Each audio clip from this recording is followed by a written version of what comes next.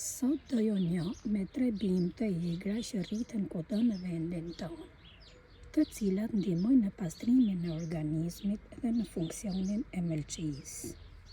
Gjembardha. Bari përbëhet me rrënjët e thara të gjembardhës, e cila është bimë një vjeçare e rrallë në tokat të thata ranore të zonave fushore të vendit tonë. Bima I ka gjethe therse, lule të bardha të renditura në kaptina, lulezon në qershor shtator. Vetit. Bari rrënjë në saj të saponineve, esencës e tjerë që përmban, ka vetit të rrisë të urinuarit. Për këtë këshilluat kundër rërës në rrugët urinare, në disa sëmundje të lëkurës, si dhe për pastrimin e mëlçisë. Përgatitja dhe përdorimi. 5 lugë gjelle me rrënjë të grimcuara, hidhen në një enë të zinkuar, kozihen për 5 deri në 10 minuta me 8 gota ujë.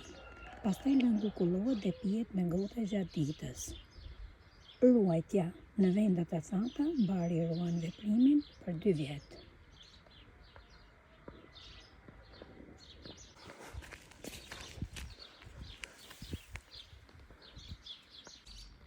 Tërfili I livadeve.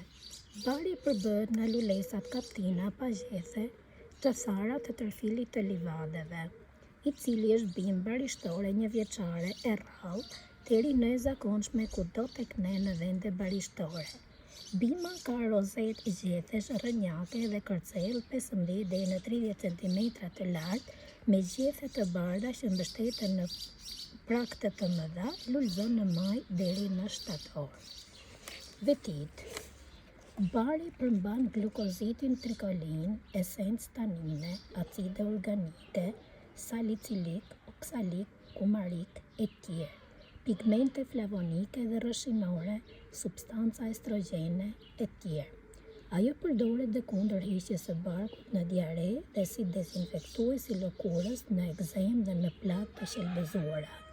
Në mjekësinë popullore përdoret për kompresa për shytat. Përgatitja dhe përdorimi. 2 lugë çaji me bar hidhen në një enë kushtohen 1 filxhan me ujë që zihen. Përmbajtja lihet 15 minuta, pastaj kullohet dhe lëngu pihet. Merren 1 ose 2 doza të tilla në ditë. Ruajtja. Në vende të ajrosura dhe të thata, bari ruan veprimin për 18 muaj.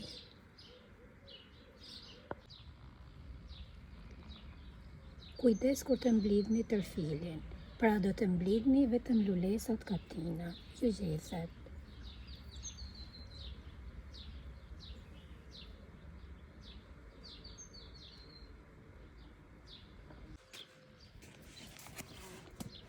Mëllaga e bardhë. Bari përbëhet përkatësisht nga rrënjët e prera, të qëruara dhe të thara, si dhe nga gjethet të mëllagës së bardhë ose të mollohires, e cila është bimë barishtore shumë vjeçare dhe tek ne rritet në vende me lagështi, në përshkurrjet pranë buzës së detit, zakonisht në zonat e ulta. Mëllaga e bardhë arrin deri në 1.5 metër lartësi. Gjethet I ka të këmbyera me bishtë të gjatë në llap vezake, me 3 deri në 5 frikuj të cekët me buzë të dhëmbëzuara, të buta dhe të mbuluara me poshtë të dendur si kadithe. Lulet I ka me bishtë të shkurtër, sjetollore dhe skajore, me ngjyrë të bardhë roz. Lulezon në qershor shtator. Vetit. Rrënja përmban me shumicë mucilazhe e pektina, midon, sheshirna e tjerë dhe përdoret me sukses kundër pezmatimit të rrugëve të frymarrjes dhe të fytit, për të lehtësuar nxjerrjen e gëlbazës dhe nga jashtë për të shpëlar fytin dhe hundën.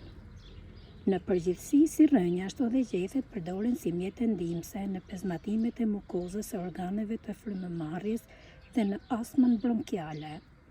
Bari këshillohet gjithashtu në pezmatimet të rrugëve urinare dhe të zorrve, si dhe në diare, veçanërisht në hiqjet e forta të barkut tek fëmijët. Përgatitja dhe përdorimi. Këshillohet që çaji të përgatitet me rrugë të ftohtë.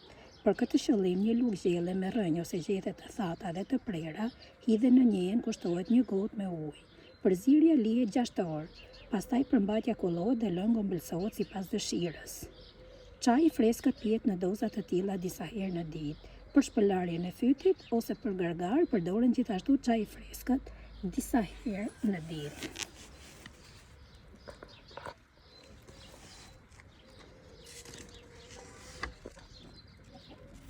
Me qenë se rrënjët e mëllagës së bardhë përmbajnë shumë amidon, çaji i tyre mund të përgatitet edhe duke i përveluar ato me ujë që zihen, por jo me zierje.